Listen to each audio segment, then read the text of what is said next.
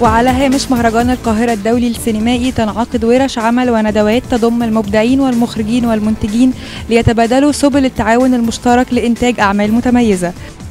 تفصيل هو فيلم مبني على رواية اللي أنا كتبتها. أنا مشاركة في الحوار مع الفنان أحمد حداد، هو اللي كتب السيناريو وهو المخرج إن شاء الله.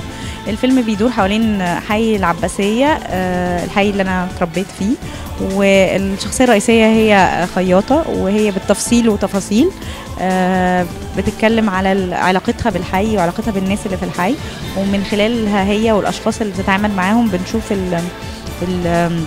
الطبقات المختلفة المتباينة جدا اللي بتميز الشخصية المصرية. استفدتي النهاردة من تجربة كايرو فيلم كونكشن؟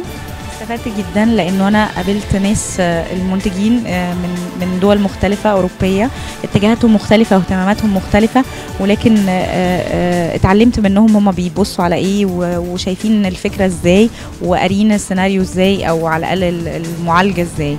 ودي تجربة سرية جدا، اتمنى انها تتكرر في كذا مرة، ما يبقاش بس مرة في السنة. احساسك ايه وانتي قاعدة في تجربة كايرو فيلم كونكشن؟ تعليقات الناس كانت ايه؟ احساسك ان الفيلم هينجح حاسة بايه؟ والله ان شاء الله ينجح يا ريت، بس كل التعليقات كانت ايجابيه. الناس كانت عجباها الفكره، وعجباها فكره ان انت بتوثق في حي القديم، وعايز تصور في نفس الاماكن اللي هي كمان شويه، كمان كام سنه ممكن تتهد وتندثر، وفكره انها فيكشن عجباهم الفكره. ولسه بقى ان شاء الله التوفيق يعني من عند ربنا. ان شاء الله ربنا يوفقك. قولي لي، دي اول تجربه ليكي؟ اول تجربه ليا انا، دي اول مجموعه قصيه اكتبها، بس مش اول تجربه للمخرج ولا السيناريست. احمد حداد كتب قبل كده واخرج فيلم اسمه ممثل، وعمل فيلمين قصيرين، واحد اسمه كل البنات بتحب الشوكولاته كان 2008، وكان معاه الفنانه انوشكا، واسكندريه